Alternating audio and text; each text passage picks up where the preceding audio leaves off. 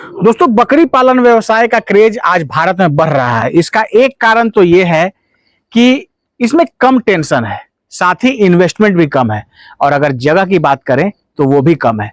तो कम जगह में कम पैसे से कम खर्च में एक बेहतर मुनाफे वाला व्यवसाय बकरी पालन आज बनते जा रहा है, और यही कारण है कि आज इसका ट्रेंड देश के अंदर बढ़ा है। तो आज की वीडियो में हम जानेंगे कि बकरी पालन से कैसे आप कमाई कर सकते हैं, साथ ही बकरी पालन का क्या रख रखाव होता है, कौन से ब्रीड से आपको बकरी पालन करना चाहिए, खिलाने पिलाने की क्या व्यवस्था है। आप पीछे जो एक शेड देख रहे हैं, लो कॉस्ट मॉडल का एक फार्म इसको कह सकते हैं, जिसमें आपको कंक्रीट का कहीं इस्तेमाल नहीं दिखेगा, सिर्फ और सिर्फ बांस बल्ली इस्तेमाल इसमें हुआ है। साइड से हल्का बाउंड्री वाल के लिए जो है कंक्रीट का इस्तेमाल इसमें हुआ है। तो कम खर्च में कैसे शेड आप बनाएंगे, तमाम महत्वपूर्ण जानकारी आपको इस वीडियो में मिलने वाली है। तो चलिए दोस्तों, देर न करते हुए वीडियो शुरू करते हैं। सर, हमारे चैनल पे आपका स्वागत है। नमस्कार, धन्यवाद। आपका भी हमारे गोट फार्म में स्वागत है। अपना नाम और यहाँ का पूरा पता हमारे दर्शकों को बताइए। मेरा नाम चंद्रशेखर हुआ और ये यहाँ पे अलीपुर जगह पड़ता है, फुलवाड़ी शरीफ के अंदर। यहाँ पे वहीं अलीपुर में ही जो है ये फार्म है, गोट फार्म है। और अगर पॉपुलर प्लेस की बात करें तो आपका बेउर जेल है। हाँ, बेउर जेल का, बेउर जेल से लगभग 2-3 किलोमीटर दूर ये आपका फार्म होगा। तो चंद्रशेखर जी, हम बात करेंगे आज आपसे बकरी पालन के ऊपर। तो बकरी पालन की शुरुआत आपने कब करी? बकरी पालन की शुरुआत मैंने पिछले साल, 1 साल पहले अप्रैल में शायद की है। अप्रैल मतलब 1 साल से एक आध महीने ज्यादा हम कह सकते हैं कि ये हो गया। तो ब्रीड कौन सा था आपका? आपने ब्रीड का जो सिलेक्शन किया, कौन से ब्रीड का? ये लोकल ब्रीड हमने किया था, ब्लैक बंगाल। जो ब्लैक बंगाल यहाँ बिहार की ब्रीड है, नेटिव ब्रीड कहेंगे, उसकी फार्मिंग आपने शुरू करी। तो कितने जानवर से की थी? वो अभी 10 जानवर से मैंने किया था स्टार्ट, और वो अभी चल के 27-28 करीब हो गया है। 27-28, 1 साल में 27-28 हो गए। और अगर पैसे की बात करें, कितना खर्च हुआ? पैसा शुरुआत में मैंने 1 लाख रुपया लगाया था। 1 लाख रुपए में आप 10 जानवर लेके आए थे, और उसी से अभी ये संख्या 27-28 के आसपास पहुंच गई है। तो थोड़ा सा आप अपने पहले फार्म के बारे में बताइए, दिखाइए, उसके बाद आगे की बात करेंगे। तो हम पीछे में देख रहे हैं कि एक आपने शेड बनाया हुआ है, तो इसके बारे में थोड़ा सा बताइए। सबसे पहले कितने एरिया में आपका ये टोटल फार्म है? 1 कट्ठा में होगा। ये 1 कट्ठे में आपका फार्म है जी। और इसको कैसे बनाया, थोड़ा सा नजदीक से चल के बात करते हैं इसके बारे में। तो आप देख सकते हैं, और ये पूरा प्लॉट जो है लगभग इनका बड़ा है। आप देख सकते हैं पीछे साइड में जो है हरा चारा वगैरह भी लगा के रखे हुए हैं। ये पूरा प्लॉट 1 बीघे का है। 1 बीघे का है पूरा प्लॉट, और उसी में 1 कट्ठे में जो है शेड है, और बाकी में फिर इनका रहने खाने और चरने फिरने का, घूमने फिरने का जगह। हाँ, बाहर में आपने व्यवस्था इसका किया हुआ है। ये इनका फार्म है, थोड़ा सा इसके बारे में बताइए।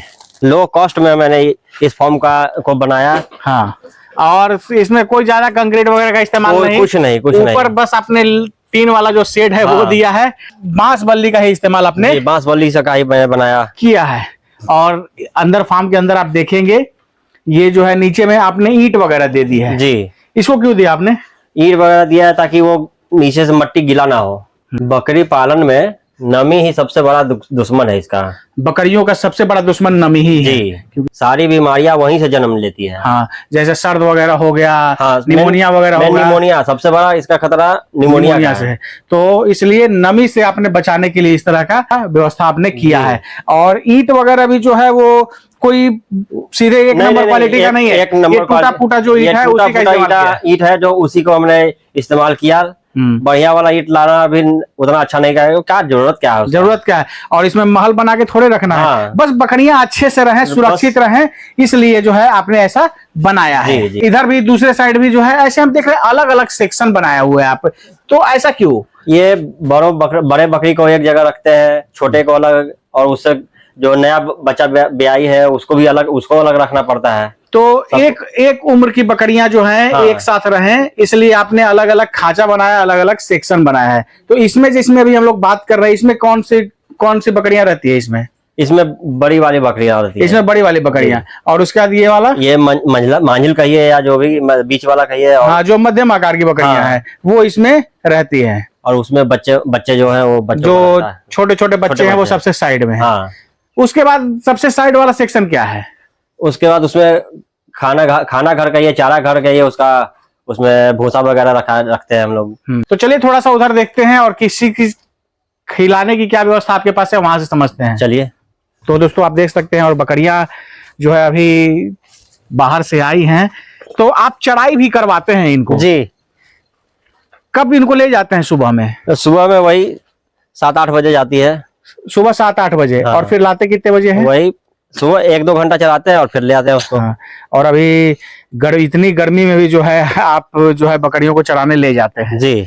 तो एक चीज ये हम थोड़ा सा कॉमन सा सवाल पूछते हैं, आपको खराब नहीं लगता? बहुत सारे लोग कहते हैं कि यार और कुछ नहीं तो बकरी चरा रहे हैं, तो थोड़ा सा ऑड सुनने में भी लगता है। हाँ, लगता तो है, लेकिन जो लगता है वो होता नहीं है। कोई हमको खिलाने तो आता नहीं है। हाँ। न कोई हमको कुछ खाना देगा। करना जो है हम ही को करना है जी। जब हम करेंगे, कामयाब होंगे, तो वही आदमी हमको जो दूसरा था वो पूछने आएगा भैया कैसे कमा रहे हैं, हमको भी बताइए। बड़ा अच्छा बिजनेस आपने किया, बहुत बढ़िया किया है आपने। हाँ।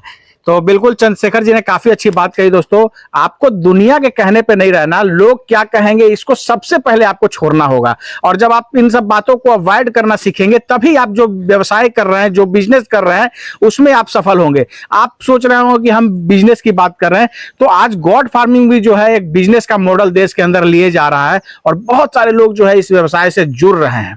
तो आप इस तरह के बिजनेस को अगर करते हैं तो ये एक आपको मुनाफे वाला व्यवसाय हो सकता है, लेकिन बहुत संयमित और सही जानकारी के साथ अगर आप इस बिजनेस को करते हैं तब। अब इसमें हम देख रहे हैं कि अलग अलग बोरे में जो है कुछ आपने रखा हुआ है, इसके बारे में बताइए। ये इसमें मसूर का भूसा है, और इसमें भब्बी है, मसूर का चना दाल का अच्छा, जो छिलका हुआ होता है। हाँ। बोलिए। दाल का जो छिलका होता है वो आपने इस साइड रखा हुआ है, भब्बी है, और इस साइड जो है भूसा वगैरह। हाँ, और खली उली भी है वहाँ पे, खली वगैरह भी। तो ये प्रॉपर जो है जानवरों के लिए आपने स्टॉक करके रखा हुआ है। भूसा हम देख रहे हैं कि मसूरी वाला ही भूसा है। हाँ, दलहनी भूसा ही रखे हुए हैं। दलहनी ही खाता ही है बकरी, तो दलहनी भूसा ही आप जानवरों को देते हैं। हाँ। तो इसको आपने कब लिया था?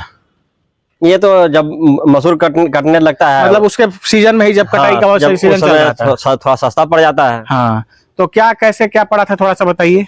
275 रुपए पड़ गया था सर। 275 रुपए। हाँ। तो ऐसे करके जो है ये फीड मैनेजमेंट भी, हालांकि हमको तो लगता है कि आप चरा के ही जो है जानवरों को रख रहे हैं। ज्यादातर तो अभी चरा के ही रख रहे हैं, क्योंकि अभी भी सुबह में ले गए। अभी सारे खेत खाली हैं। हाँ। तो चराने में कोई दिक्कत नहीं है, चलाइए, आराम से चलाते रहिए, और फिर शाम में भी ले जाते हैं। हाँ, फिर शाम में भी निकाल देते हैं। तो ये आपका रखा ही रह जाता होगा। हाँ, अभी ये बरसात के लिए कहिए ना, बरसात के लिए हमने इसको रखा है। अच्छा, ये बरसात में जो है इस्तेमाल में आएगा, क्योंकि खेत वगैरह में पानी भरी रहती है। तो उस समय जानवर को आप खोलेंगे नहीं, तब उसको स्टॉल फीड पे रखेंगे। तो दोस्तों ये सब मैनेजमेंट चंद्रशेखर जी का है, और काफी अच्छे से कर रहे हैं।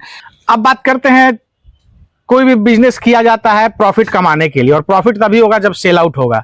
तो इसका मार्केटिंग वगैरह कैसे आप करते हैं, या करने की क्या योजना है, इसके बारे में बताइए। बेचने वगैरह में कोई समस्या भी होती है क्या? इसको बेचने में कोई समस्या नहीं है। ये ब्लैक बंगाल बकरी है, इसको कहीं बेचने की आवश्यकता नहीं है। वो खुद ब खुद आकर के फार्म पर से ले जाते हैं। इसका मीट पूरे विश्व में सबसे बढ़िया माना जाता है, सबसे स्वादिष्ट, सबसे स्वादिष्ट मीट इसी का है, ब्लैक बंगाल। तो बेचने में कोई समस्या जो है आपको नहीं है, यहीं से बिक जाता है। तो अभी एक साल में कुछ जानवर यहाँ से बिके हैं क्या? हाँ, वही 4-5 जानवर अभी तो बिका है। हाँ, अभी मेन मकसद हमको इसको अभी बेचना नहीं, अभी संख्या बढ़ाना है। अभी संख्या बढ़ाना है। तो अभी 4-5 जानवर ही जो है आप ग्रेडिंग करके, जो वैसे जानवर जिनका ग्रोथ नहीं था वो आपने हटाया है, और बाकी अभी और सब जानवर जो है अभी अब संख्या आप बढ़ाएंगे, इसलिए रखे हुए हैं। तो ये सब जो जानवर हैं हम देख रहे हैं, अच्छी क्वालिटी के जानवर आपके पास है। जैसे ये काली वाली भी जो है ये भी ठीक है। तो ये सब जानवर की खरीदारी आपने कहाँ से करी? ये मैंने लोकल मार्केट से ही खरीदा है इसको। अच्छा, यहीं से ही। हाँ। तो लमसम एक जानवर का क्या औसत कीमत पड़ जाता है? एक जानवर का 6-7 हजार रुपया पड़ता है। तो दोस्तों, और अच्छे क्वालिटी की अगर ब्लैक बंगाल आप लेंगे तो आपको जो है थोड़ा सा कीमत लगेगा ही, और अगर वैसी कटिंग की बकरियां रहेंगी तो आपको 2000-3000 में भी मिल जाएगा। लेकिन जैसे देखिए यहाँ पे भी जो बकरी बैठी हुई है, ये प्रेग्नेंट है सर? हाँ, ये गाभिन बकरी है। कितने दिन की है ये? अभी 2 महीना लगता है हुआ है। तो ये पहले आपके फार्म में बच्चा दे चुकी है? हाँ। कितने बच्चे देती है? 2 बच्चा ये देती है, 3 बच्चा भी देती है। इस बार 2 बच्चा दिए है। इस बार 2 बच्चे दी है। हाँ। और आप देख सकते हैं ये प्रेग्नेंट है, और पेट वगैरह भी जो है इसके पेट से आप समझ सकते हैं। तो कुल मिला के जो है आप ब्लैक बंगाल की ही फार्मिंग की है। एक आध नस्ल जो है हम देख रहे हैं, हाइब्रिड नस्ल में एक आध बकरियां आपके पास है, बाकी टोटली जो है ब्लैक बंगाल ही है। ब्लैक बंगाल का इसलिए किया है तो ताकि इसको हमको बेचने का कोई जरूरत नहीं है। हाँ। वो खुद सोचना नहीं पड़ता है। हाँ, सोचना नहीं पड़ता है। और ये जो देख रहे हैं कि एक दो है जो हाइब्रिड नस्ल की है, सिरोही वगैरह का है। सिरोही, तो वो उसको बेचने के लिए हमको इंतजार करना पड़ता है, कुर्बानी उर्बानी हो तो या कोई बिकेगा। स्पेशल हो मौका ओकेजन तब भी बिकता, नहीं तो ऐसे तो ये बस खाने के लिए खाता है। तो इसलिए हाइब्रिड नस्ल वगैरह में थोड़ा सा समस्या है हाँ, उसमें बेचने में, लेकिन इसको जो है इसको कोई समस्या ब्लैक नहीं है। बंगाल को बेचने के लिए सोचना नहीं है, बोलिएगा तो सब यहीं से टांग के ले जाएगा, तुरंत पहुंच जाएंगे लोग लेने वाले। तो ये सब जो है क्वालिटी है। तो बकरी पालन में सर एक चीज तो साफ है कि आप अगर बकरी पालन कर रहे हैं तो बकरी पालन करने से पहले ब्रीड का चयन जरूर करना चाहिए, तभी आप उस बिजनेस में सफल हो सकते हैं। वो सबको अपने आप सोचना चाहिए, अपने क्षेत्र के हिसाब से वहां पे कौन सी बकरी अच्छा है। जो जहाँ के हैं वहां अपने लोकल में देख लीजिए कौन बकरी का ज्यादा सेल है, लोकल ब्रीड का ही इस्तेमाल करें ज्यादातर। हाँ, जहाँ ज्यादा सेल हो उसी बकरी का यूज कीजिए। कहीं ना कहीं आज बकरी पालन में लोग फेल होते हैं, तो उसमें एक कारण ये माना जा सकता है कि लोग सही ब्रीड का चयन नहीं कर पाते हैं। हाँ, क्योंकि अगर सही ब्रीड का चयन करेंगे तो मार्केटिंग के लिए उनको सोचना ही नहीं है, सिर्फ प्रोडक्शन आप अपने फार्म में कीजिए और बेचने के लिए तो खैर आपको सोचना नहीं है। लेकिन अगर आप वैसे ब्रीड को ले आएंगे तो बेचने में थोड़ी समस्या हो सकती है। हाँ सर जी, लोकल ब्रीड है तो वो कोई दिक्कत नहीं है उसको बेचने का, जब वो चाहे जब बेच सकते हैं। और हाइब्रिड रहेगा तो उसको बेचने में थोड़ा दिक्कत होती है, इंतजार करना पड़ेगा आपको समय का। सर अभी जो है आपके फार्म में ब्रीडर तो मुझे दिखा नहीं, एक ये ब्रीडर है, तो ये तो छोटा ब्रीडर है, ब्लैक बंगाल का ही है बच्चा। तो ये आपकी बकरियां प्रेग्नेंट कैसे होती हैं? इसको हम आर्टिफिशियल इंसेमिनेशन से करवाते हैं, जो कि मेरे यहाँ सही है। लोग तो बोलते हैं कि सही नहीं है, लेकिन मेरे यहाँ सक्सेस बहुत अच्छा है। एआई के बारे में लोग कहते हैं कि जो है उसको कंसीव नहीं करती हैं बकरियां, कंसीविंग रेट जो है कम है, लेकिन आपके यहाँ रिजल्ट सही है। हाँ, वो सब जितना का भी हम करवा रहे हैं लगभग 1-2 मिस होता है, बाकी सब सही है। तो एआई का क्या, जैसे जो करने वाले आते हैं तो क्या पैसे क्या लेते हैं? वो हमसे तो 200 रुपए लेते हैं, एक जानवर का 200 रुपए।